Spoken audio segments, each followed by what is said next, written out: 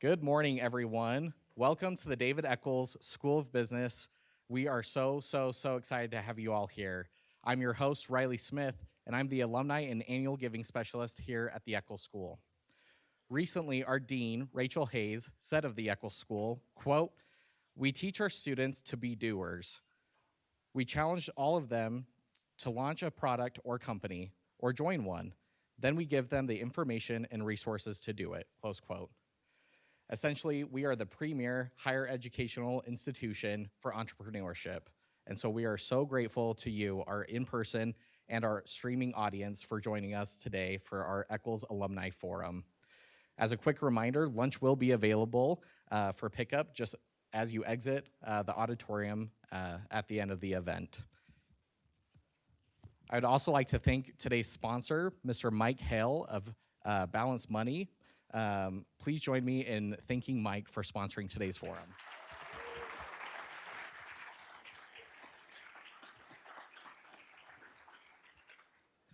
Mike is not only our sponsor, but our moderator today. Mike is a 4-time graduate of the Eccles School. He is the co-founder and COO of Balance Money and has a wealth of knowledge regarding startup funding. And then to introduce our panelists, our first panelist is Carrie Barker. She is the managing director of Cross Creek and has developed the concept for Cross Creek while working as a portfolio manager at Wasatch Advisors, where she spent over 15 years managing small cap growth stocks. Over time, she saw a need to develop expertise in venture capital to better understand emerging themes and competition. In 2006, she founded Cross Creek within Wasatch to address that need and went on to lead the Cross Creek team through its transition to an independent firm in 2012. Please welcome Carrie Barker.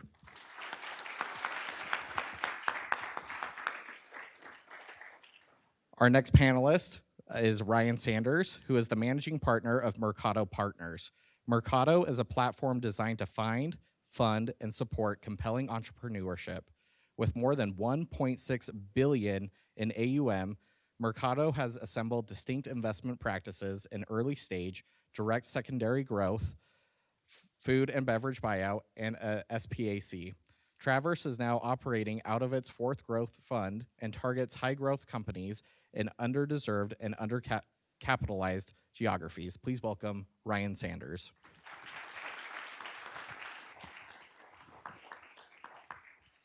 Next, we have Sid Cromanhook, who is the founder and general partner at Album VC, an early-stage venture capital firm focused on software startups. Album has made investments in more than 70 startups, many in Utah, including Degreed, Divvy, MX, Podium, and Weave. Prior to VC, Sid started 4 startups, including Zinch.com, an online portal connecting students with higher education. Later, he led Zinch's growth in China, moving his family to Beijing and launching Zinch.cn, one of the first foreign online brands to reach scale in China. When Zinch was acquired by Chegg Inc. in 2011, Sid led Chegg's international efforts through initial public offering in 2013. Please welcome Sid Cromanhook.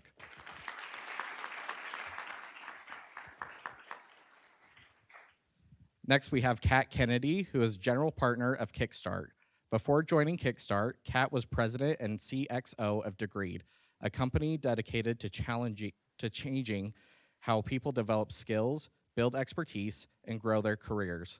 Kat's 15 years of operating experience give her a unique perspective as an investor, one that allows her to not only spot talented entrepreneurs from all backgrounds, but also to serve as a mentor, fostering innovation through every stage of the company's growth.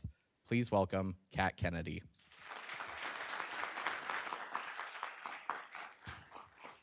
And finally, we have Sean Olson, who is the managing partner at S20 Capital.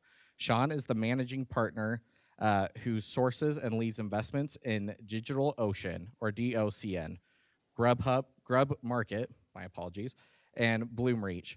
He sourced and co-led investments in Entrada, Single Store, Upgrade, Chipper Cash, and Kin Insurance. Sean received his Bachelor of Science in Finance from the University of Utah and his JD from the S.J. Quinney College of Law at the University of Utah. Please welcome our business school alum, Sean Olson.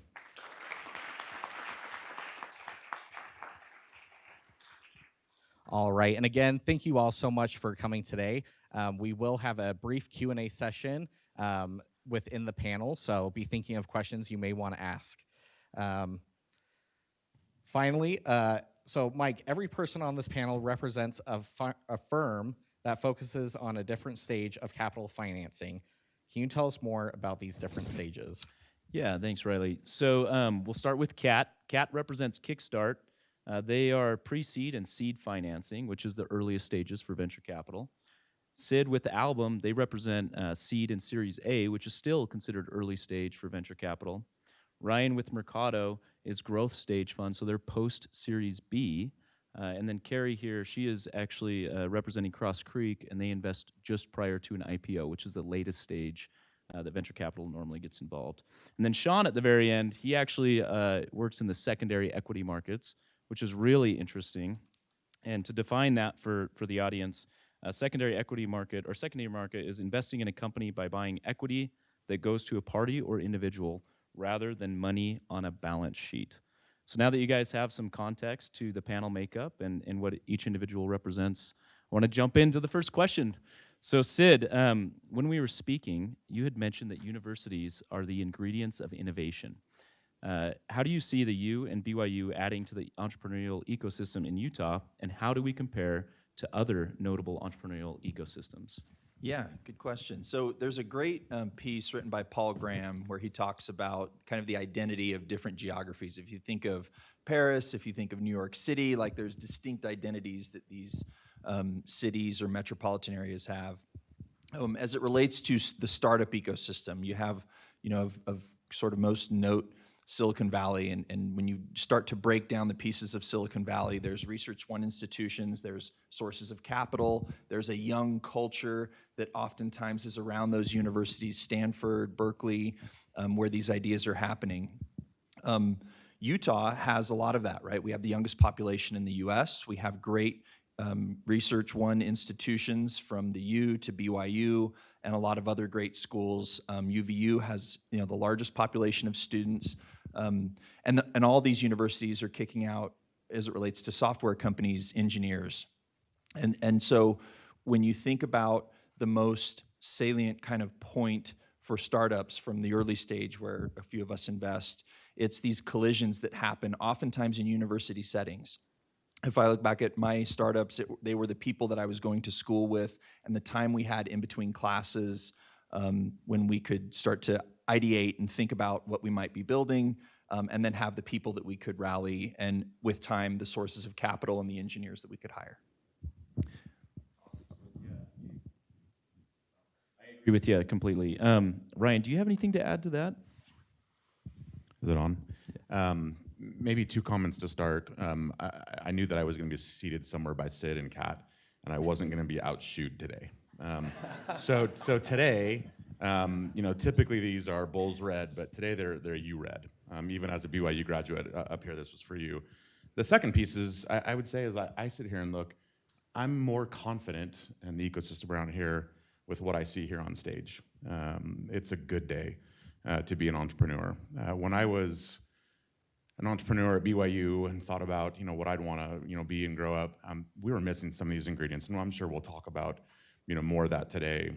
But when we spend all of our time in what we think of as capital underserved market, undercapitalized, undersourced, sometimes underappreciated.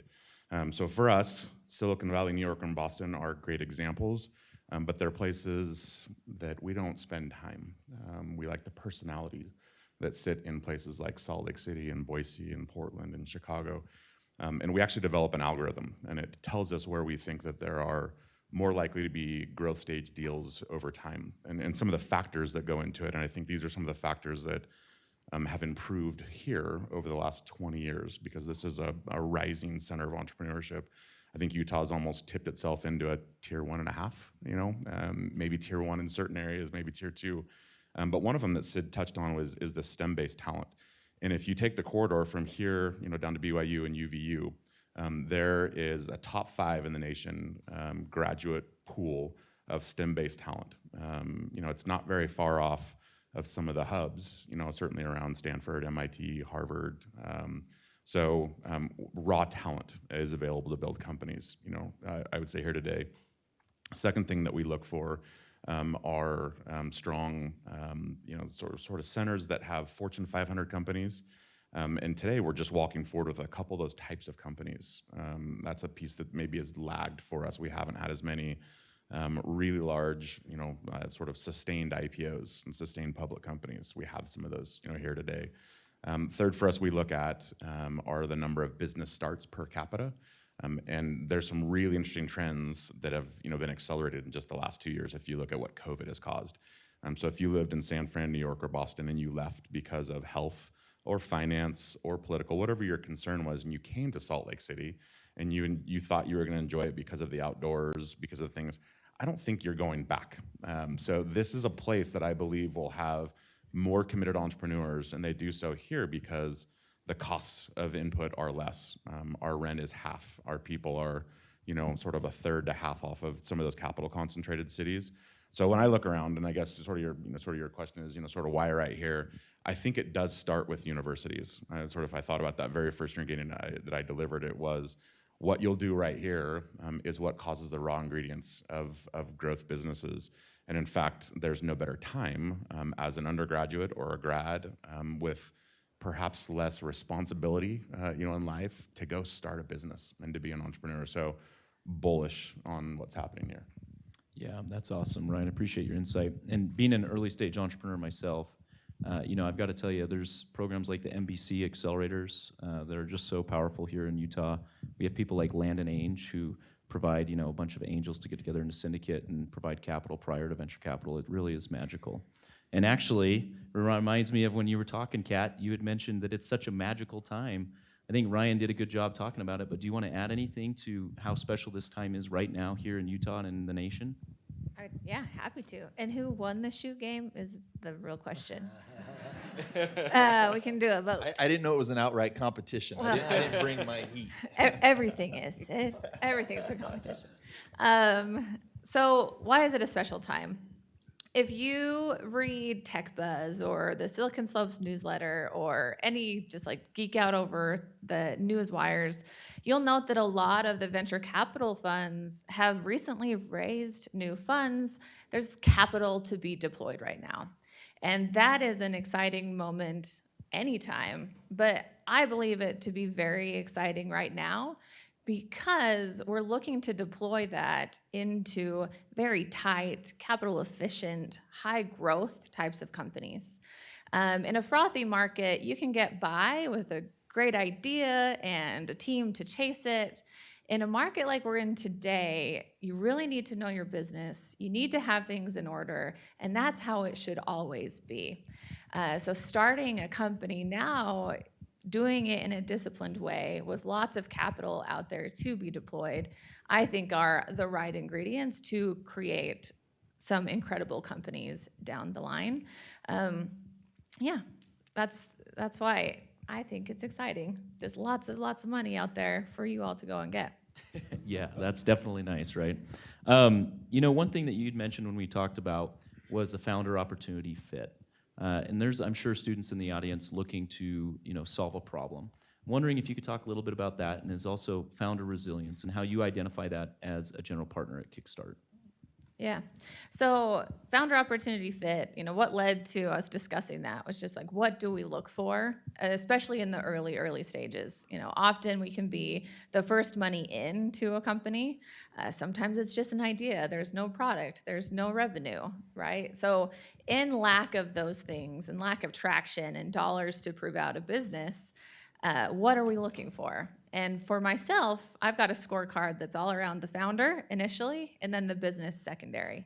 And the types of things that I'm looking for in a founder, as stated, are they're resilient.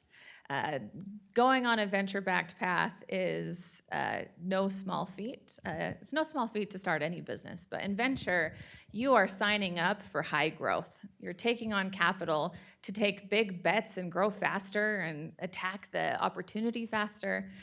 So the pressure is definitely on, and you have signed an agreement to take on that pressure. So it's not always going to be fun. It will be joyful, But being able to find the joy and push through the difficult moments and always be on offense is something that I hope for in the founders that I back. And I do believe that resilience is key to being able to sustain all of those moments. And how do you identify resilience? That's really, really tough. It's talking to people that they know. It's asking them about difficult things that they have gone through before. It's also sometimes I play a little mind game in the initial pitch just to see what they do and how they react to me, right? It's different per founder how it's identified, but being able to show off that you can do hard things and that you know the journey that you're signing up for, I believe is critical at all points as you're fundraising, but especially in the early stages. And there was founder opportunity fit is the secondary one. So why are you the person to build this business? Not only proving that you believe it can be high growth and large scale, but you're the person to take it there. You see an opportunity either in an existing market or a category that you're going to create that no one else does. The combination of you and your business is something special. That is definitely something that we look for, and being able to speak to that and go into a fundraising process with that confidence that you're the person to build this business always puts you on the right foot as you're going out asking for capital. Thanks, Kat. Yeah, and Sid, when we were speaking, you had mentioned that you actually like to go see founders at trade shows. You even place investments in like the 7 most recent unicorns in Utah. So can you add a little bit to that and tell me kind of your unique perspective of picking founder opportunity fit? Yeah, we found in the early days, like spending time with the founders, with their teams, and as you point out, actually seeing them kind of in the field and how they approached it, both to see the founder kind of chutzpah, but also to get a sense for what customers were thinking about the product was really important. I think, when we look back on the companies, especially those that have gone right, there was something about, Kat was a part of one, and a huge part of it at Degreed. Degreed, you couldn't look at Degreed and Dave in the early days and the founding team and not feel they were anything but pure missionaries for the cause. In other words, on the other side of the spectrum, you have kind of a mercenary approach, and you have entrepreneurs who might start to talk about, I'll tease them a little bit with like, what do you think like exit opportunities are? And if an entrepreneur is thinking already of an exit, to me, it's kind of a non-starter. Like, I think the best founders or the biggest opportunities are so mission focused early on that that there's just a driving force that continues to catalyze that for years. And that was the case with Dave. I mean, Dave in the early days couldn't raise money. He had this cardboard sign. He would show up, in front of like Ernie Duncan or some Arnie. It's Arnie.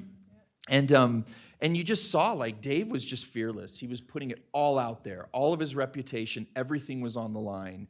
Sometimes there's a holding back, and it makes sense. We sort of achieve something in life, and we want to protect it and have this notion of real or metaphorical nest eggs that we build, but some entrepreneurs just put it all out there. We had one recently who leveraged a huge amount of his shares in the company, in the latest round of funding, and it was just another move that we thought was super gutsy. It showed that he was all in his business, and I think, that's what it comes down to, is feeling that this is a founder who is going to just continue to wade through the muck and mud when times are really sticky, because inevitably they will be. Awesome. Speaking of exits, so you said you don't like to see a founder getting an exit, but when we were talking, you I love to see them get exits. Or no, I meant Yeah. thinking about the exit too early on. You're Yeah. right. But that's so funny. You had mentioned that you use the secondary markets a lot to exit a little earlier rather than ride the wave all the way through. Wondering if you could comment on that, and then Sean, I'd really love to hear your perspective on what Sid says. Yeah. My feeling is, as an early stage investor, so when I was building startups, there was no such thing as secondary. In other words, if you wanted dollars for your equity, it came in 2 forms. You either were acquired or you took your company public, and those created forms of liquidity for your stock in your company. In the time since, the market of secondaries has just grown tremendously. So in other words, you can, short of acquisition, short of IPO, in one of your rounds of funding, there's a chance to not only raise capital to put on your balance sheet to use for the operations of the business, but you can have capital that goes in and essentially goes into the hands of shareholders. Most oftentimes founders, early team, but also early investors like Kat and I, for example. Our feeling is if you did not, and now it's clear, I mean, the asset bubble that we all experienced, a straight decade of money being printed in our country and in the EU and throughout the world, like that just gave everybody this artificial feeling for everything we had that it was worth more than it was. You are now either a holder of an asset that just got devalued, or you sold when it was high. And we saw signs of this when you saw all the big iconic, from Elon Musk to Bezos, when they were selling, like that was some of the first indications of this is probably a good time to sell. Our feeling is if you are a seed investor and you were not selling last year, you were doing a massive disservice to your LPs. And so we were huge sellers to the tune of nearly $300 million of positions that we had on about 70 million of invested capital. And yeah, so it's critical to what we do. Part of that reason is, as an LP in some funds, I've seen seed funds that are in year like 15. Most of the time we all manage to roughly a 10-year horizon. And if you're in year 15, that's just money that's sitting out there way too long, and you're not doing your job of not only timing great investments, but in timing when to sell your position. And so we were last year a net seller. Meaning financial buyers who are coming in, leading Series C's, Series D's of our companies. We were also taking some chips off the table, and in kind of light of our LPs and their position in our funds. Yeah, so we exist because these guys make good investments, basically. So we get asked all the time, like, well, what do you guys invest in? And we for sure have certain industries that we're keen on. But at the end of the day, we say, well, whatever early stage venture funds have provided in market, that's the opportunities we're looking at. But in terms of an exit, we've definitely seen a shift, I think, even from investors, that the mindset has changed for founders taking a little bit of liquidity, where I think years ago, and this was more rumors because I wasn't around years ago, but it was kind of frowned upon because it was like, why are you monetizing your equity before I do as an investor? And I think now we've seen it change dramatically, where when boards are approving it, they're allowing it. And then there are also, I think, some logistical, really good circumstantial aspects to why that happens. It's, hey, I'm in the Bay Area, or I'm in New York, and I want to buy a house, that's going to cost me $1 million, and it's 1,500 square feet. I legitimately need the $1 million. So, a lot of these people, and when we talk to LPs when we raised our fund, is trying to help them understand. Most of the time, when Sid's taking a little bit off the table, or somebody else early, this is more founder related or early employee. We tell people all the time, they're not buying private jets. They're not getting that kind of money. After taxes, they have enough to put a down payment on a house, maybe pay off some student loans. But really what it does, and what we feel like it provides, is them to really hunker down even more, right? They may have taken care of some personal circumstances that is real, right? They have a spouse or somebody else in their life that they say, hey, I'm worth X amount on paper, but that doesn't, again, pay the mortgage or do anything like that. So we've seen it, really mature in the last, even the time we've been investing since, really recently. 2018 is when we did our first investment, and the conversations that are happening around early liquidity for employees and founders, I think has changed dramatically even in the time we've been doing it. So, awesome. Yeah, I was just thinking about the downturn with like growth stage valuations. It seems like secondary equity markets have been on a real bull rise up over the last couple of years. But with this change in valuations, do you foresee the opportunity being less than years past, or do you consider, or do you think it'll continue to grow? Yeah, it's a good question, and we were having this discussion as a panel before. I mean, I think generally speaking, the secondary market has grown a lot because companies stay private longer, right? So if you look historically, I think 2000 there was like 7,800 public companies, and in the end of 2020 there was like 4,800. So it's almost cut in half. Companies stay private longer because there's access to capital. Going public is much more difficult, and then there's an actual strategy component about not being a public company, right? It's a lot easier to have negative EBITDA when you're private, trying to take over market share, than it is when you're a public company. And so what ends up happening is more access to capital in the private markets has allowed these companies to stay private. So it has grown dramatically, and the opportunity and the education around that has grown a lot too, where, all that being said, it's still a very nascent market, right? You talk to a founder, it's like when I talk to founders, a lot of times I'm one of their first times having this conversation. Like, what is a secondary? How does it work? Why do you guys do it? What is my board going to think? And so it's still a very small market in that context. But yeah, I mean, we were having conversations as a panel where, last year a lot of people were taking secondary, rightfully so, as Sid talked about. Founders taking a lot off the table, and you now own equity, and I think we'll speak to this later, but that is typically common equity. It is not the same equity that your investors hold, and so it's worth less.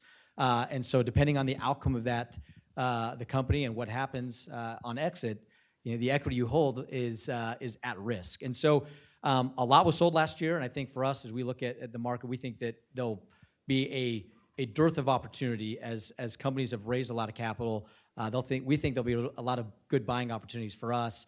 But yeah, there'll be a lot of companies that we've invested in that our equity may be at risk depending on again how they perform and where it goes from here. But again, historically very nascent. It's growing. It's getting bigger, but still relatively underserved for the most part.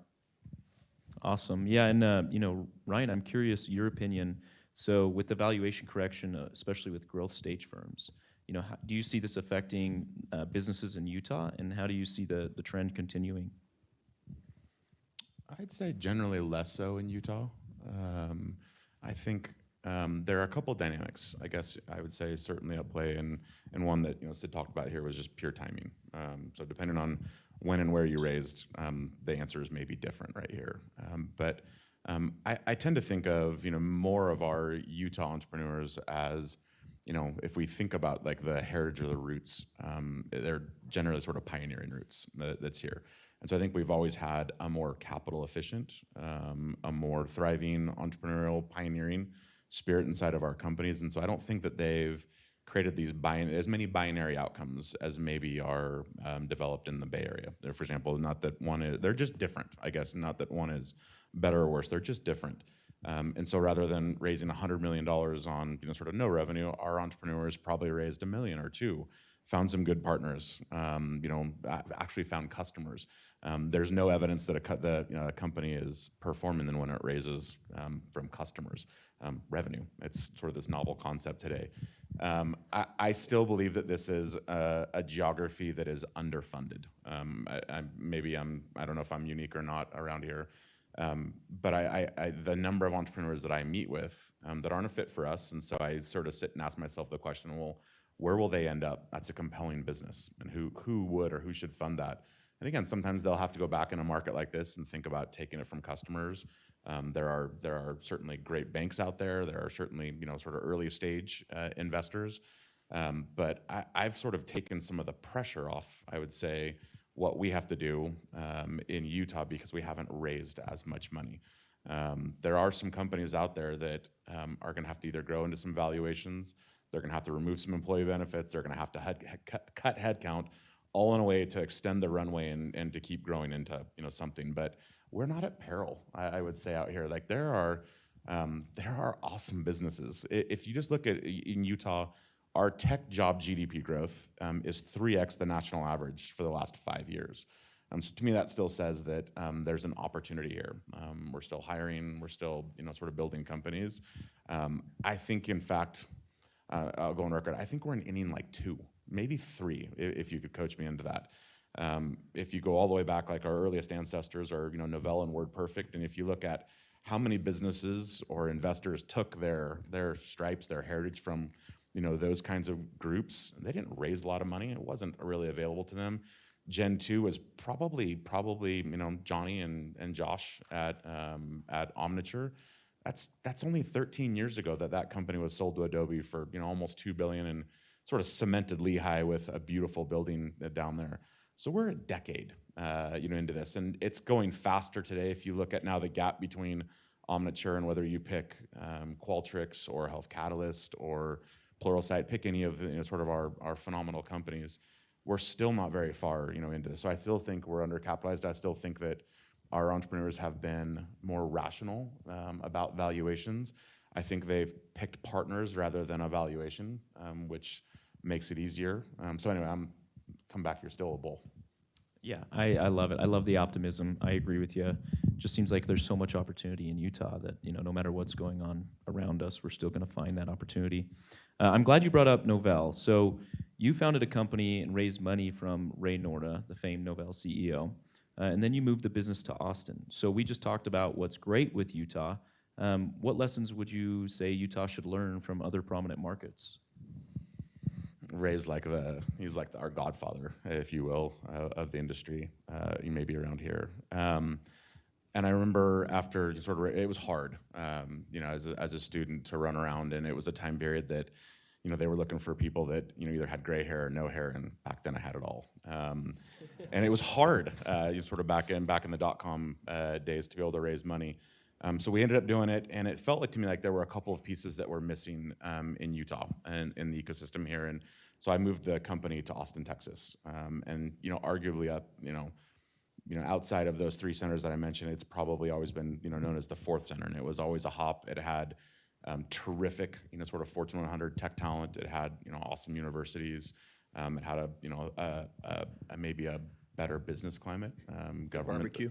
Awesome barbecue. The hottest debate is which barbecue. That's where it has to end. But anyway, yeah. So built that business in Austin, and I would say some of the things that I learned that I hope Utah takes lessons. And if you don't tell anybody, I think that Utah has a better climate today than Austin. I absolutely do. I think Austin has not invested in infrastructure. So if you are sit outside of the downtown area, you may be stuck in a car for an hour. That will throttle, entrepreneurship and connection and innovation over time period. I think that they, they've had a rise of costs, certainly out of there. But what they do have is they have a very pro-business government, pro-business climate, whether taxes or incentives. So I would say one of the things that I think Utah needs to do is continue to put forth our very best efforts to keep our entrepreneurs here, to both attract them and keep them, right here. And there are lots of people smarter than I will who will work on policy and certainly incentives out there. I think number 2 for me is the early access to capital. What Austin lost for a period of 4 or 5 years was consistent investment. Austin Ventures was known as the king in Austin. And they started, because of fund size creep, they started investing in cement plants. They stopped investing in the earliest stage entrepreneurs who had caused their run. So I think one of the things that I'm looking for is more angels, frankly, to get involved. We've created some interesting liquidity.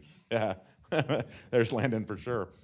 We've created some really interesting liquidity in the last couple of years, and maybe it's been narrower in some of the companies. But I think if you really want to be a part and see what this is going forward, you got to step forward today. And it's either with time or talent or efforts or storytelling are all good things that the ecosystem can do. I think things like this, one of the things that I've always felt like Utah didn't have, and it's a little bit of what I call the coffee culture. So whether it was in Austin or Silicon Valley, it was more often that people got together for really short meetings, and you'd see each other at coffee shops. And it fostered this velocity. There was a sharing of ideas. And probably because of our culture, we're more about work and family and less about sitting and spending time with each other. And so one of my pieces I'm always plugging my CEOs, whether they're in the portfolio or out, is to talk to their CEOs. And so my plug to you all would be, go find a CEO and sit and ask some questions and talk to them, share an advice back and forth. Because I think that exchange of ideas in a really consistent fashion, when a company, sees liquidity and they have mobility and they get to go from a big company to an earlier stage company, or when CEO A talks to CEO B, I think that's one of the great unlocks for an ecosystem like this, is the exchange of successful ideas. Love it. Love the optimism. I don't know if you guys are noticing, there's just so much optimism up on this stage today. Carrie, actually, I'm wondering, you have a unique perspective because you have so many investments outside of the state of Utah. Is there anything that you would add to what Ryan said about, Utah could learn from outside markets? We are focused on Utah. We do have a couple of investments here. We certainly don't like to miss, late stage opportunities in our backyard, but our investments are pretty evenly spread, nationally and even some international. And we obviously invest in funds as well, across the developed world. We don't do kind of emerging. I think Utah's doing great. I think, someone mentioned earlier the big companies, and you look at a place like Seattle, where you've got the Microsoft and the Amazon, and, even on the retail side, Starbucks and all these companies that have developed so many experienced leaders. And you'd think the ecosystem there would be stronger, but they don't have anything up on Utah in terms of the amount of funding coming in, the amount of companies coming, the talent. We do have a few challenges. I think I would agree with Ryan a little bit that there's less of this collaboration, and I call it the reinventing the wheel problem for some reason, and maybe it's because Utahns are very self-help. I can figure it out myself, but sometimes there's no point in figuring it out yourself. There's 100 other people that have already figured it out, and you just go to coffee with the right person and they already have the answer. And I do think sometimes that's one thing I see in the Utah entrepreneurs is they're less willing to ask for help from someone that's already figured it out. And so we really we do see that sometimes here, but for the most part, I think the system here is great. Recruiting can sometimes be a little bit challenging here. I think for companies that really do need to bring in a senior person from outside, they just can't find the right talent here. Look, there's people that absolutely want to come here to ski and enjoy our outdoors. And then there's other people that are, Utah still, if you've grown up in New York, it's like Utah, would I want to live in Utah? I mean, we still are, I'm curious for I'm not as involved with helping my companies recruit, but we do see that when they get to my stage, which is pre-IPO. And, an IPO company, one role that we really have to fill with an experienced person you do not want to learn on the job is public CFO. To take a company public, highly regulated role, we need those experienced people. We've had some great IPOs in Utah, but not that many. There's not that many experienced public CFOs sitting around. And, sometimes it's a little bit hard to recruit at that level and, convince people it's a great place to live. I think those that try it, love it, but sometimes we get crossed eyes when we're trying to recruit that person. Yeah. I was sitting in this room, actually, and Mitt Romney was on stage, and Taylor Randall said, "Hey, why do you think so many businesses are moving to Utah?" And he goes, "Well, it's because the CEOs love to ski, and they want the business to be nearby." I thought it was really funny. But one thing that, Carrie, also is that you get to see people make a transition from a firm builder CEO to a public CEO. I'd be really interested in hearing about that transition. And then Ryan, when we were speaking, you were talking about the growth stage being messy. If you could elaborate on what Carrie says, I think that'd be really wonderful. Well, I just hope that Ryan's already fixed them before they get to me, because we really take pride in trying to invest in companies where we already have what we call a streetable team, and streetable means Wall Street's going to like them and embrace them. But a lot of times there is a change. I thought Kat's comments were right on. This CEO that can walk through walls, believes in themselves, has the audacity to believe that they have an idea that no one else has had and they can actually execute on this and build the company. That kind of personality is exactly, what you need at the early stage. And someone that's quick on their toes. You have to pivot. The idea is not working. You can't stay wedded to that and keep, burning, Kat and Sid's money. You gotta move and you gotta change. Well, we've been in a risk on public environment for a little while, where there was a real appetite for high burn, aggressive public companies, but that's rare. And it's not anymore. So in the last 6 months, we've gone back to typical public investment mentality, which is predictability, profitability, those kind of old school things are being valued again. And it's really tough for these super dynamic CEOs to make the transition. And a lot of them just can't. But our advice to those that are trying is a lot of it's about team. People can't fundamentally change who they are. If they came up through product or marketing, they're aggressive. But getting that experienced public CFO by your side and actually listening to them, not overruling them when they're telling you that your forecast is too aggressive for a public meet and beat kind of mentality. Elon Musk aside, you have to be very, very careful what you say when you're a public CEO. Maybe he gets away with it, but most people don't. You say the wrong thing, you get censured, you go to jail.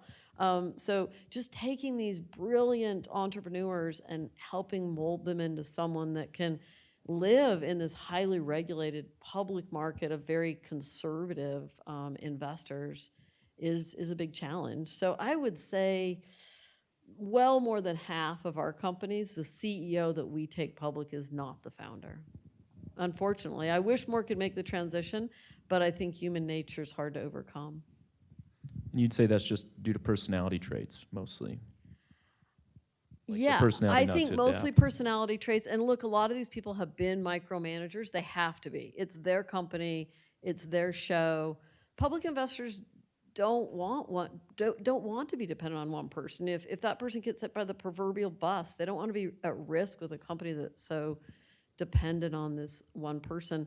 But I think that kind of personality is just really hard to put in a box, and it's really hard for them to step back and let the lawyers and the CFO control them enough to be successful publicly. And most of the time, the board sees that well before they actually get public and helps them understand that they should move into a chairman role or some other role and let someone step in and frankly, some of them don't want anything to do with being a public CEO. I mean, some of them know they're not the person. They want to go start the next exciting thing and move on to another early stage venture company. A lot of them are smart enough to know that it's going to be kind of boring and annoying for them to be public. And so some of them step out by choice. So why is it messy? Is that what it was? Tell us why it's messy. Those are your exact words. I thought it was It's fun. messy because metrics matter. There's 3 M's for you. I think of, oftentimes when an entrepreneur comes to pitch, Sid and Kat, let's see if I can do this, so that I'll draw, like if I'm drawing, sort of a graph, and there's this sort of classic S curve, and there's this piece that sits below the line where we don't know whether it's worth something or not, but the question is being asked, is something possible? And that, sort of founder opportunity fit, the thing that they're assessing is, do I think the market is big enough? Do I think it would be accepting enough? Do I think that this founder has the raw talent or perhaps like the product insights? There's a bet that doesn't have a lot of metrics, against it. Make them up if you want, but at the end of the day, like you are making bet on people. And it's somewhat still true in the growth stage. We did an interesting quantitative and qualitative study in our team a couple years ago, and we still found that even at the growth stage, it surprised us that the number one characteristic that determined the ultimate success of the company was still the founder. It was still the CEO, because you still at that stage can't replace the ability to attract and retain and empower talent, the depth of the strategy, the strength of the vision. But inside this really messy stage, like where growth is, I think of sort of this hockey stick of a line that's in here at some point is, how big can something be, or how fast can it go? And as such, like there's going to be a measurement against it, because it has to cross this bridge from who will fund it to at some point will it be self-sustaining.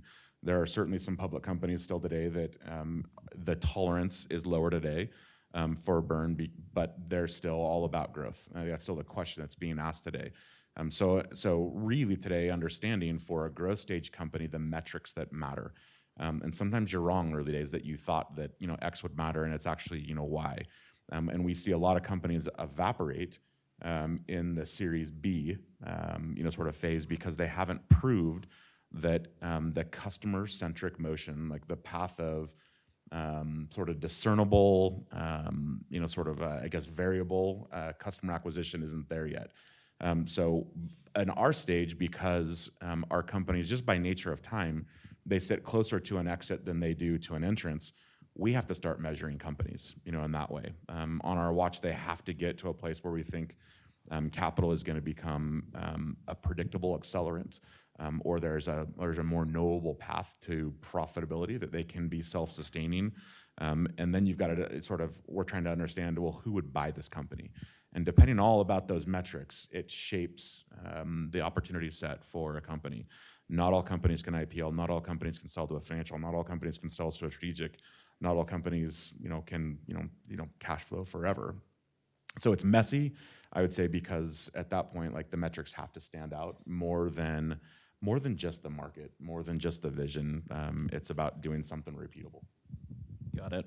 Yeah, and Kat, I couldn't help but to think of you in our conversation. So Kat helped grow a company to $1.5 billion valuation. And she had mentioned that her heart is in the early stages of a startup. I'm wondering if you can relate personally to what Carrie had just said about, some people just are builders and not necessarily put in the box. Yes, very much can relate to it. I feel it with a deep empathy in my soul.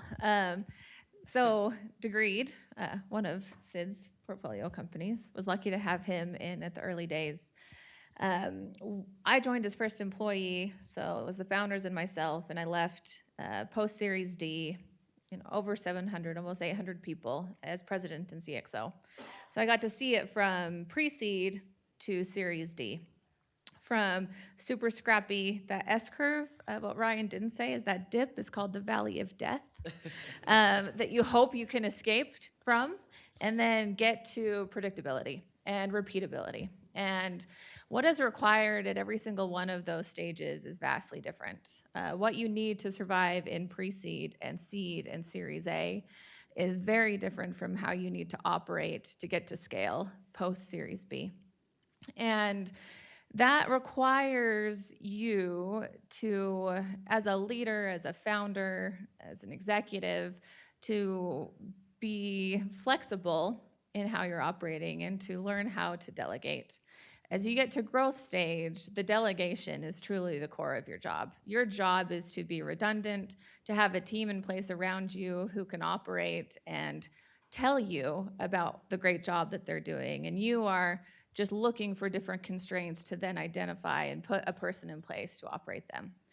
And I wish someone had told young Kat, as I started out at Degreed, that there would be a shift in how I would be measured as an executive, from producing to delegating and putting a team in place. And that shift happens all of a sudden and then all at once, right? And that not everyone wants to make that shift. Not everyone should make that shift, and not everyone can. And I think if we are more explicit about that shift for founders, you can identify earlier on if you're going to be the person who even wants to take that thing public, because it is a very, very different role as you get to late stage and the prep for a potential IPO than it was in the early days. And that doesn't make you any less successful as a founder or a CEO if you're not the person. And I think if we could let the ego down, more would self-select into an awareness that they're not the person, and they would spend the time building the team around them that it wants to do that type of work. For myself, I wasn't. I could have done it. I was quite capable, but my heart wasn't in that work anymore. The passion that I had going to work every day, up until probably Series C, like I didn't feel that same passion at the late stage. And the company deserved someone that was waking up just frothing at the mouth for that type of work. And they do exist, and they should be doing that work. Where my heart is in the early stages, when it's messy in a different way.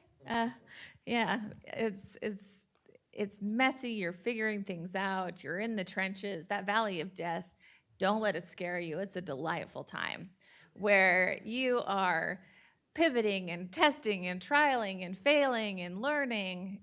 Nothing is repeatable yet because you're just trying to see what sticks. And when you find that moment, and sorry, I'm not a BYU, I can swear, when you're just like, holy shit, this thing is repeatable, and I have put in place the motion to repeat and to scale this thing. Like there's very few emotions like that when you get to see that coming out of valley of death and everything's repeatable and you're on the path to scale. Can you tell I love SaaS? I just love it. Kat, thanks so much. I really hope that some people in the audience benefit from that advice, because I do think it's profound, being self-aware and making that decision. So we've talked about founders making the transition. One thing that we haven't talked about, and I'd really love to ask Carrie this question, is, you come in when businesses are established. You get to see all they've brought to scale, they're efficient. What external forces do you look for as indicators of success, and what internal changes do you expect to be occurring in preparation for an IPO? I think a lot of the words that Kat just used, things like repeatability, scalability, process, predictability, those are all those hard things that companies are putting into place to really become a machine, and a machine that's not dependent on any one person. So it's also the redundancy, like all these boring kind of terms, they're really, really important, and they're really, really hard. Um, you know, Sales process is probably where we see it fall apart the most, looking at the, the unit economics around their sales motion. And, early on, you might have one really brilliant salespeople. It might actually be your CEO, that can just, I'll join Kit here, just sell the shit out of stuff, right? Um, and, but you can't repeat that. You've got to have a process where you can hire, young salespeople. You've got a training system. You can get them hitting quotas. You can build that machine that's repeatable. And I think that's what we're looking for at our stage. And Ryan mentioned, the metrics. He's starting to get the company from, okay, you've got a great idea, you've got some customer traction, you've got a real business, but you got to get unit economics and metrics. We're completely in that stage. The numbers have to be working. We've got to have unit economics that make sense and a clear path to profitability. Public investors, don't demand profits, but they need to understand how you're going to get there in their lifetime, which VCs aren't as focused on that sometimes, So that's what we're looking for, is just the metrics and the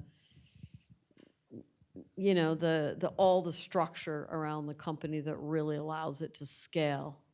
That makes perfect sense. So internally, that makes a lot of sense. What about external market? Like, how do you evaluate, okay, there's still a lot of growth potential. It's, not early stage growth, but it's still going to be profound and give a good return to our LPs. Well, clearly, we're looking for companies that we think are going to be great public companies, and public investors are looking for big markets. So there's some great early stage investments that can get a really solid exit and a fabulous return for their investors. But these days, during my early career, companies came public at $300 or $400 million valuations. That's not really a respectable IPO these days. It's really kind of $1 billion and up. And so if you're going to be valued at $1 billion or more, you've got to convince the investors there's plenty of upside. And, the public investors have a 10, 20-year horizon. So they're looking for a company that they can own and grow for a decade plus. So really the size of the markets and how, the real addressable market is critical. And there's just so many companies. One of my least favorite roles is the number of companies that I have to tell, these CEOs, it's a big gold star. They've dreamed from early on of taking their company public, and I have to tell them, your company is not a good public company. It's either too volatile, it's too unpredictable, or it just doesn't have the kind of market size that makes a great public company. And this is a better trade sale. It fits better in something else. And so many times, that's just what they need to hear. They don't like to hear it, but it's much better to hear it than go public and get orphaned publicly, which is a very, very painful life. Yeah, that would be miserable. I can't even imagine. Does anyone have anything else to add on to that by chance? Ryan, maybe? I thought our last comment was actually really interesting about, that not all companies are sort of public, maybe sort of received, if you will. And I think every company has a different bar. So for example, like one of our most successful investments is in a company called Stance.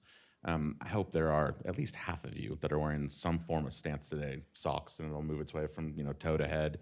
It's an investment that we share with Kickstarter as well. The difference in sort of like that, and if I thought about, let's see, another, like Lendio is another sort of business right now. I'm just thinking a couple businesses that are well known. Lendio today is probably a much more public accepted company. And it's not as much about the market size. Sort of if I thought about everyone who's wearing a pair of socks, like the market is really large. But that's a hard place for predictability. It's a hard place to think about sort of beats over time period and what can be had. Where Lendio is a a fintech marketplace, and they've moved from just providing, and which is an investment we share with Album with Sid. That's a marketplace that is helping small businesses find capital. Well, they've expanded their market, and they now sit inside of bank lender tech and services.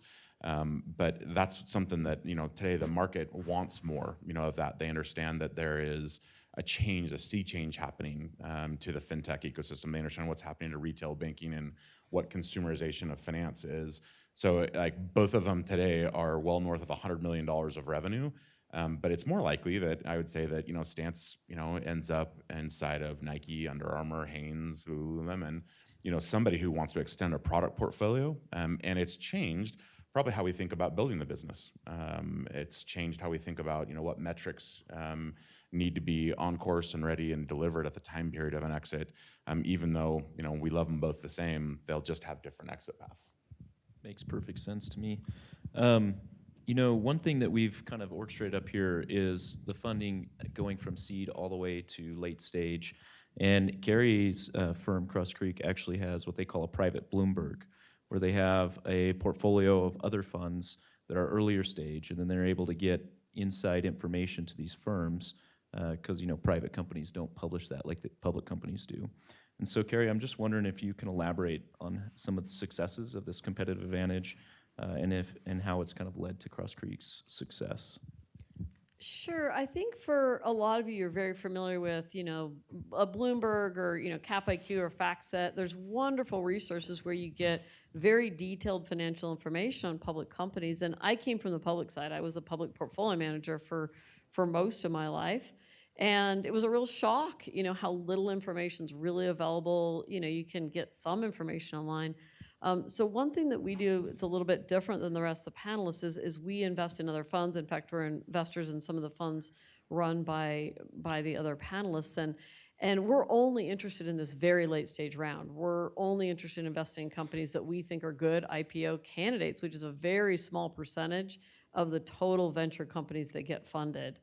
And so to get visibility on what everyone else is building in venture, we have a program where we invest in other venture funds, and we basically scrape all their underlying holdings into a database, which gives us good visibility. We have about 3,500 private companies that we own, unique companies that are owned by one or more of our underlying managers. And so we call that our private Bloomberg. And it just gives us, there's databases out there like PitchBook and things like that, but we just feel like the data asset we've built is far superior than anything publicly available, and really gives us the visibility to find that, gosh, it's probably 1 in 100 venture-backed companies that are ever going to kind of get to our stage. Because remember, there's all these very, very early seed companies that that are never even going to make it to the A, let alone the B, the C, the D, and a lot of my companies have raised a a G or beyond before they get to pre-IPO. Yeah. I think that's so awesome that you guys do that. I was so impressed when you told me that. That brings me to my next question. So you get insight into a lot of different venture funds. And so, a lot of students may want to go into venture capital. And I'm wondering if you could provide them some advice on choosing a good venture fund to partner with and grow their career. Wow, tricky one. Yeah. Yeah. Look, I think it's pretty hard to get an opportunity in venture. And I think there's some great opportunities through the university and with some of the local firms to do internships or anything like that. To work with the university venture group or any other group. Just getting an opportunity to work in venture, I think, is really critical if you think it's a career you're interested in. It's hard to just I think upon graduation just to apply to the venture firms without some knowledge of what it is probably tricky. But if you're able to build that and you've got opportunities to join a venture firm, gosh, what would you look for? Obviously a group that's got track record, with prior investments. The one thing about venture is much less reversion to the mean than any other asset category. So the venture firms that are proven and have had great investments, the entrepreneurs seek them out. So they have a much different opportunity set. than than a venture firm that hasn't done well or that's brand new. So I think finding a group that is experienced and has a reputation within the entrepreneur community is probably an important thing to look at. And frankly, in this current environment, there's been so many new venture firms raised over the last couple of years. I think a lot of them will not be able to raise again. There's just too many. And the LPs are not getting the distributions. The LPs are their investors, and the investors are not getting the liquidity now that they were. So I think they're going to reduce the number of venture funds they invest in. So if you're considering venture, I would make sure that the firm you're with, can or recently has, raised a fund, because I do see a lot of younger people get super excited about venture. They join up with some new firm and think, oh, I'm in on the ground floor, this is great. And then pretty soon that fund can't raise capital, and you're out of a job. So especially in this current environment, if you're seeking venture, I would just make sure that you're asking a lot of questions too about whether this fund has capital to invest, because it's not very fun just managing out a portfolio and not being able to make new investments. We call those zombie funds. Yeah. Does anyone else? Can I Ryan? pick up on this Yeah, one please. here for a second? I mean, listen, there's three traditional ways into the industry. Like, one, you start really young. We've got an intern here, and you can start young, and you just hopefully stick around long enough, and you're sort of there by the end. Second one is sort of the classic post MBA consultant, banker, sort of pedigreed. And the third is as an operator. There's some measure of success that you've had that you'd have a chance to teach other entrepreneurs. I would highly bias this group to go be an operator today. If I think about the advices that sort of the folks here are going to share, they come from a place of experience. And if you've never seen the inside of a business, I sort of wonder, well, what would you tell? You can see some of it in a book, but there's no substitute for experience. And again, I would say, especially like where you have the capacity, or sort of life isn't burdensome yet, go take the risk. I'd go search these portfolios and go figure out, well, where do you think sort of high measure, high interest companies are, and go be a part of their success. It will make you more attractive. You'll learn more. Like the pace of growth inside of a company is wholly different than inside of a firm. I mean, I sort of have developed ADD over time, and it's taught to me by the portfolio, because every day is a little bit different. But it means that I don't get sort of the same deep reps that I got as an entrepreneur, and I miss that. And the greatest spots where I learned were like on the trying, difficult, gritty times inside of a company. And so I would bias this group to go be an operator first, before you come back and then share lessons as an investor. That's just sort of my sense. Yeah, Ryan, I'm not even kidding you. I was about to end on that. So the cool thing about this is everyone up here is founders in their own right. And actually, Sean, I was hoping you'd tell your story about how you founded S20, and then after that, I'd love to hear from everyone about some words of encouragement to those looking to either go into venture capital or looking to be founders themselves and venture into entrepreneurism. So. Sure. Yeah. So, Kat talked about the Valley of Death. There are tiers in the Valley of Death. We are not a startup in the sense, but we started the fund from scratch, which means we had no investors, we had no businesses to invest in. We had a sister business that we thought, hey, this gives us a unique advantage to go do this. And so I like to joke with my partners that started with me. I don't think they cried the same tears, but I legitimately sat in my office, I think 6 or 7 months in, thinking, what am I doing? This is the dumbest decision I've ever made. Legitimately thought that. And so it takes a long time. I mean, Carrie spoke to it. I think one of the things that I talked to Michael about is, like, we kind of felt like we didn't really need permission. There is, I would give that that statement a caveat, though, in that we're doing a very specific kind of niche investment in that we're not advising these companies, we're not sitting on boards. All of these guys are doing a lot of that, and so for us, we're passive investors, and so you can kind of bucket us in a sense of how we're thinking about this as more public equity-like, in that we're making an investment, we hope we're structuring it right on the entry, and then we hope and pray like crazy they'll do what they said they will. So.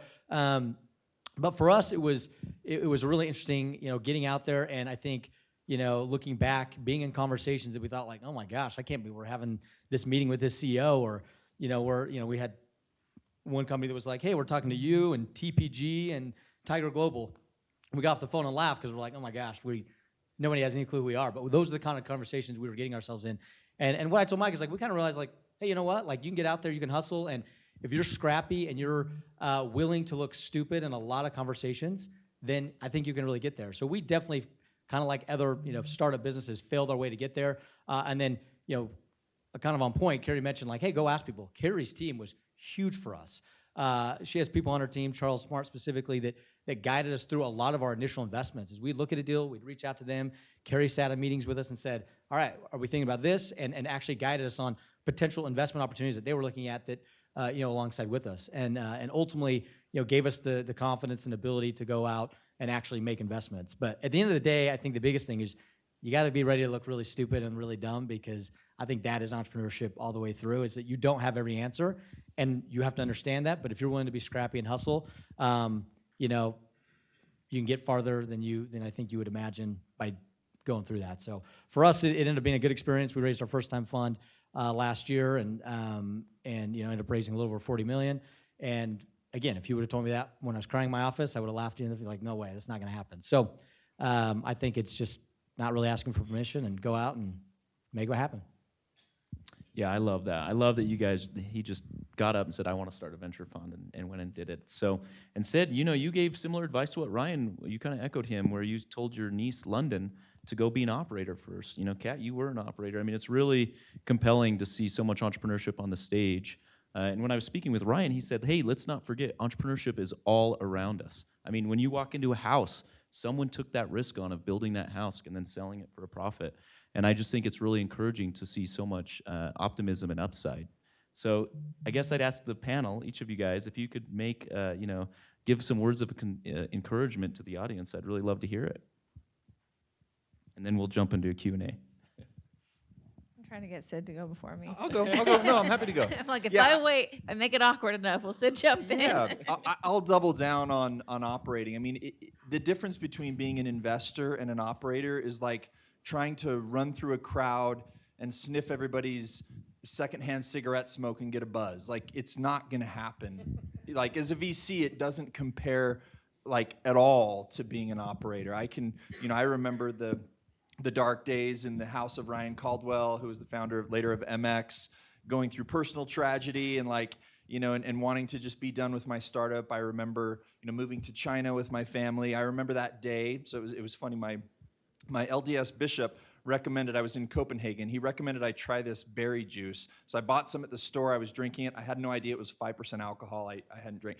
So I'm drinking this drink. I get the call that my company had been acquired. Like, it was a done deal. And I just, after I get done, I hang it up. I burst into tears of emotion. I wasn't sure if it was the alcohol or the excitement. But that thrill of a startup, nothing can compare to it. Nothing can compare. It's the lowest of lows, but they are the highest of highs, and I just think that's why when my niece, you mentioned, she's an undergrad at BYU. She asked me, hey, Uncle Sid, I want to go into venture capital. What's your advice? And it's always the same. It's go operate. You have to operate, not just because you may find a straightforward path in and through venture capital, but you're just going to miss life and what operating from startup to a later stage company can bring, and it's just exhilarating. So I would say 100% operate.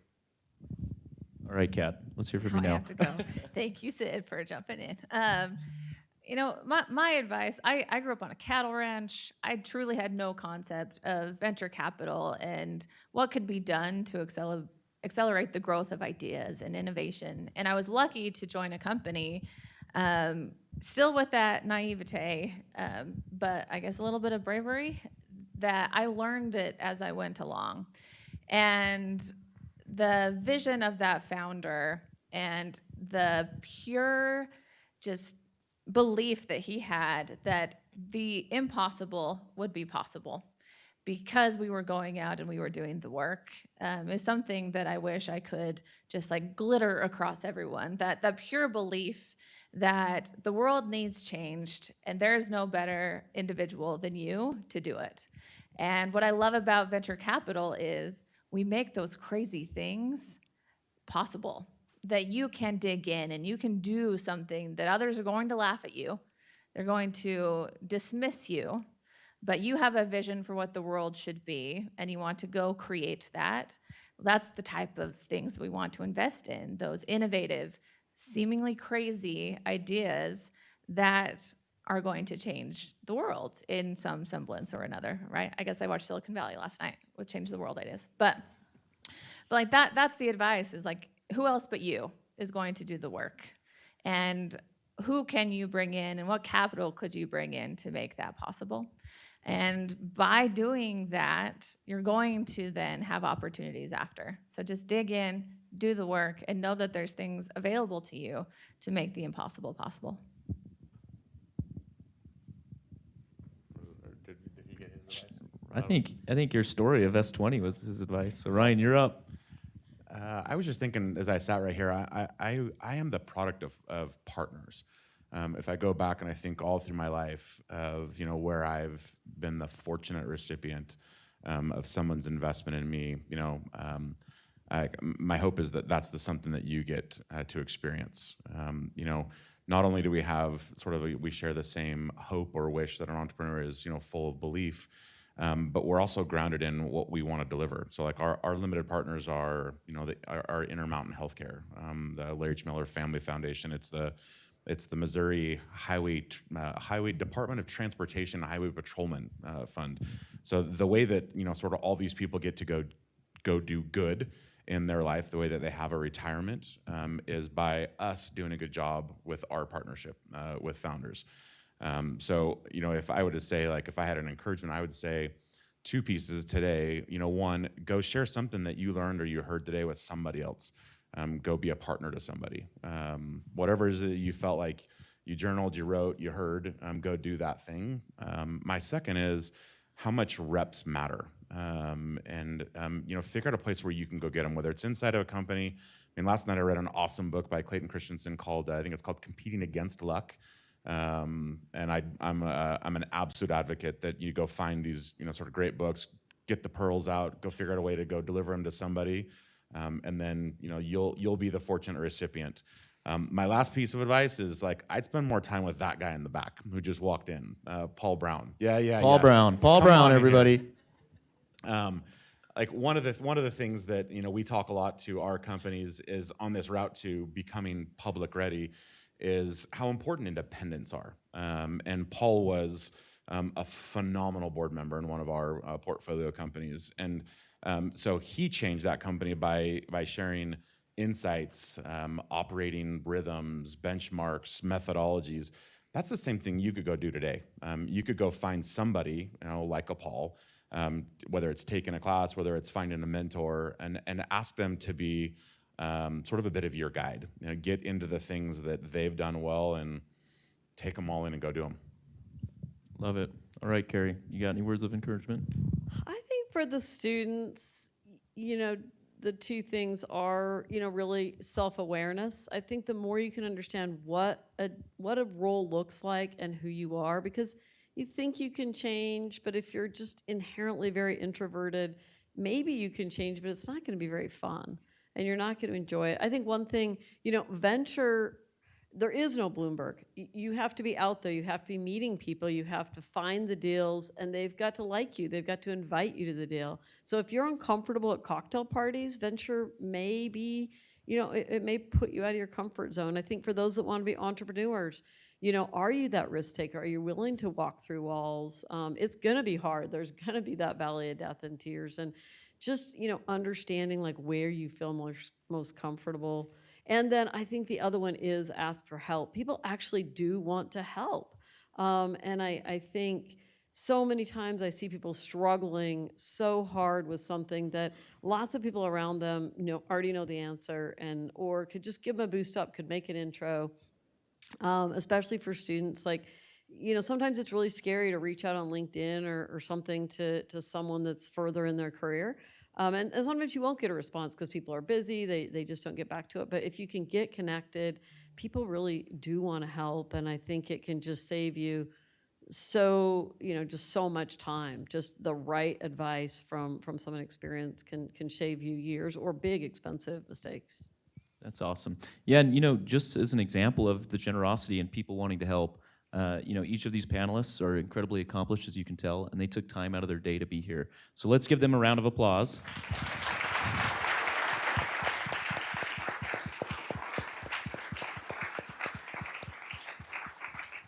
and then we'll turn the time over to Riley and do a Q&A session. All right, we just have a few minutes for questions. Who has a question? Please raise your hands. I saw you over here first. If you don't mind telling us your name. Hi, I'm Usman Sattar. I'm a second-year PhD student at the Department of Biomedical Informatics. My interest is in digital health. So my question is for two of the earliest stage VCs over there, Kat and Sid. Do you invest in digital health? I saw a couple of your companies in the portfolio. And what's your average check size, especially for the seed round? Yeah, we steer clear of like life sciences when there's a long gestation and a long period of investment and things like FDA approval. It's just not, we're not built for it because of our check size. So we write $1.5 million to $3 million check. Probably the smallest check's $1 million. And we have had some success in healthcare tech companies. Ditto to the type, as Sid said. Check size for us, anywhere from 250,000 upwards of 3 million, just depending. Question. Oh, we have a question over here. Again, say your name before you ask your question. Hi, I'm Gonzalo Peña with Inno Latino Podcast. I've had the privilege of interviewing Sid for my podcast as well, and because of that, I know that getting in touch with his own Latino culture helped kickstart the entrepreneurial spirit in him. So I guess my question is, Latinos are the largest ethnic group after white in Utah, but in VC and startup world, there isn't a whole lot of diversity. Is there anything that the VC world can do to improve these numbers? Thank you. Yeah, I mean, we strive to be the best VC anywhere in the world, and it just so happens that we are majority Latino owned. You know, my partner Diogo is from Brazil. As you mentioned, I'm Chicano, I'm Mexican American, and I think the first thing that's important is just the same could be said for women or any group that hasn't been represented in our industry, is you cannot be what you do not see. And so on one hand, you can see it. Like we are at a time in the state, especially beyond the Latino community, where there are women now, in venture capital like never before. Carrie's a pioneer in it.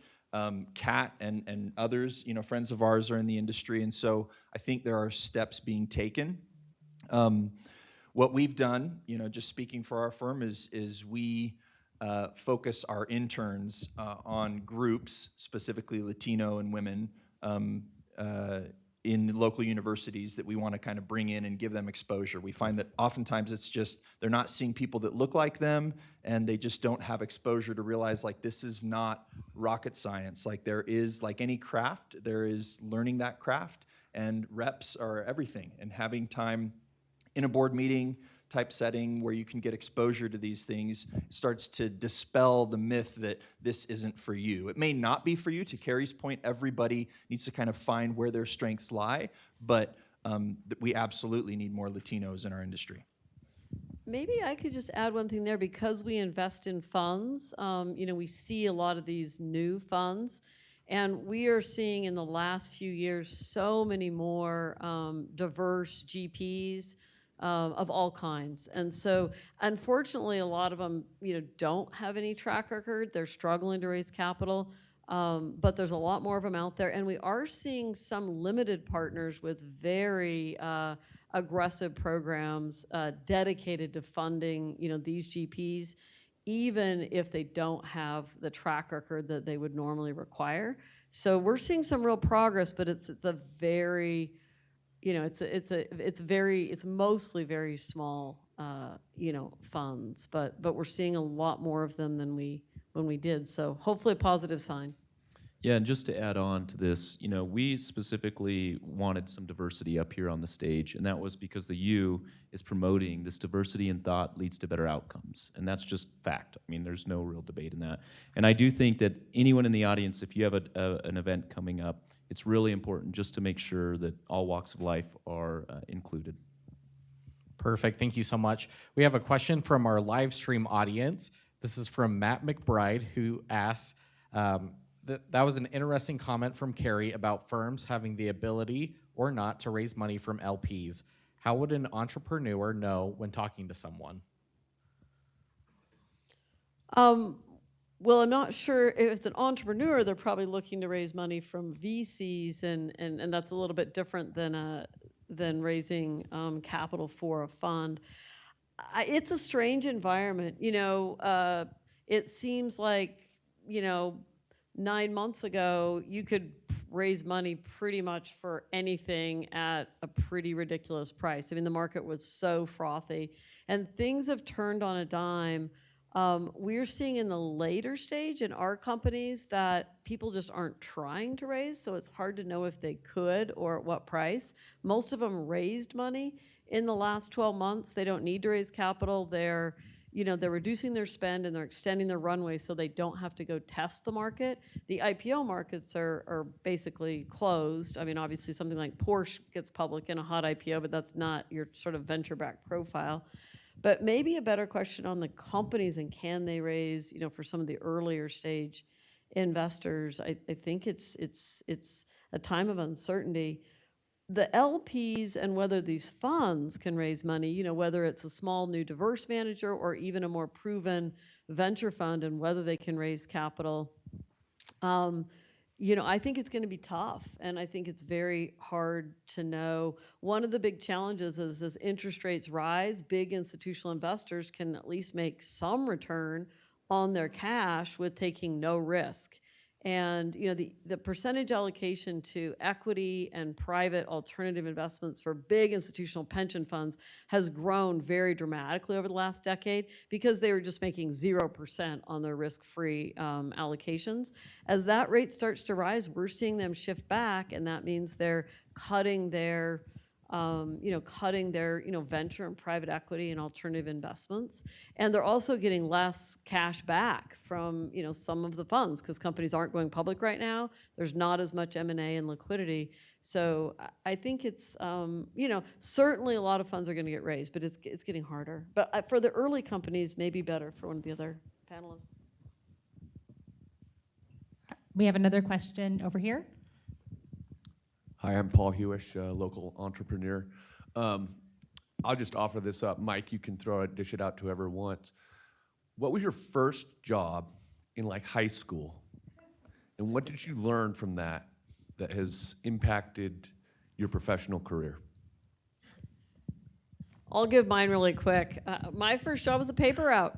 My brother had a big paper route, and he had to walk me home from school. So I think at about 9 or 10, I had my one little street with 10 houses, and while he would do his 60 houses on his bike, I would do my few houses. And the scariest thing ever, which is along this line of moving from public investing, which is mostly sitting behind a Bloomberg, out to sourcing deals for venture, was hard for me. The scariest part of the job was knocking on the doors to collect my $2 a month for, you had to knock on the door and collect the money in person. That was very terrifying.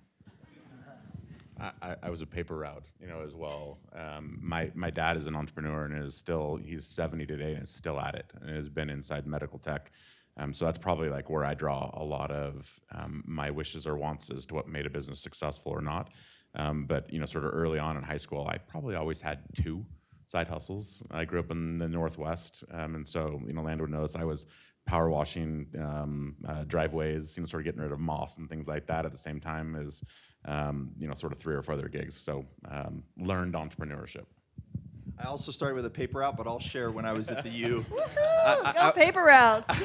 I was a waiter at Sizzler I walked onto the team here. I played ball here, and in order to make enough money because I was a walk-on athlete, I didn't have a scholarship, I would trade my shifts at the Sizzler and Sugar House. It's so sad that that's going away. I would trade my player tickets to games for the best shifts, Friday and Saturday nights. And I learned customer service, just treating people, well, with a smile and working for that tip. I was a ranch hand. But truly, I grew up 3 sisters, myself, and 1 brother, and we have almost 4,000 acres to operate. It's a very big operation, and my dad just put us to work. And the thing that I learned there was you can figure out a way to do anything. And I was lucky because my dad put me in situations, from a very young age. he was watching more closely than I thought he was, but he would just put us in situations and say, figure it out. And so I learned how to problem solve, how to get creative in problem solving, and also when to ask for help when I actually couldn't figure it out on my own. And I'm very grateful for my dad putting me in those situations so that I could build those muscles from a very young age. I'll do one a little later in life. I mowed lawns when I was younger, but then did bank teller. I think something I learned there was stay in the drive-through. That's all the easy transactions are in the drive-through.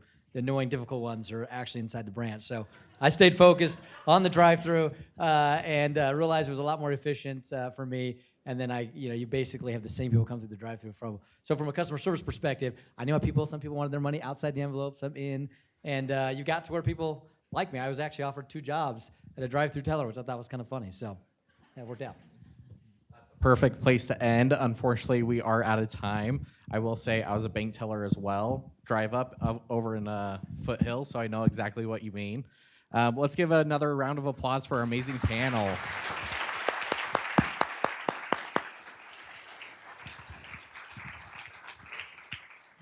All right, we are so appreciative of each of you for participating today.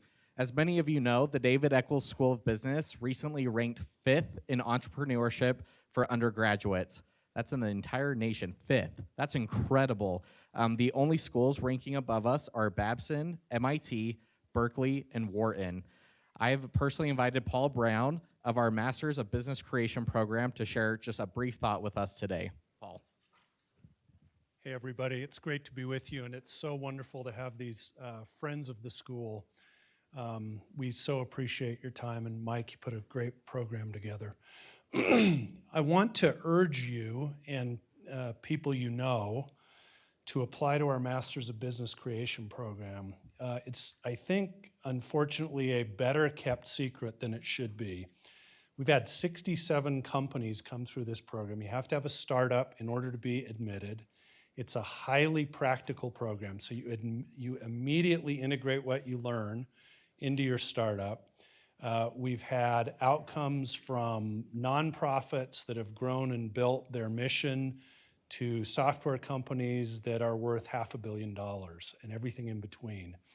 Unlike a lot of startup accelerators, we don't have a dream for you. You don't have to be venture backed. You can bootstrap, you can operate it as a lifestyle business, or you can raise money, and we've had a lot of companies raise millions and millions of dollars. Mike and Andrew are successful graduates from our program. They're terrific. And if you go to MBC Utah, you can find how to apply. If you know anyone who has a startup, or if you have a startup, imagine being surrounded with tons of one-on-one mentoring, a $5 million venture fund, grants, loan opportunities with banks that have partnered with us, and tons of connections. And so we'd love to have you or your friends apply. It's really a remarkable program. It's getting a lot of attention. And thank you so much, everyone, for coming, and hope you'll check out MBC. Thanks, Paul.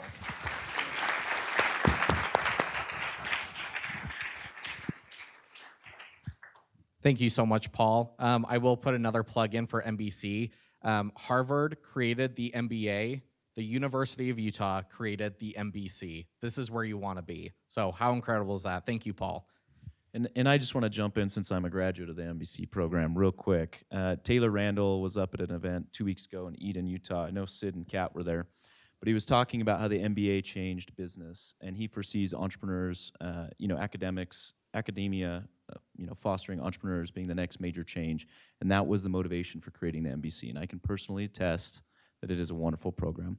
And lastly, let's all give a round of applause to Riley for being our host and the rest of this Utah team.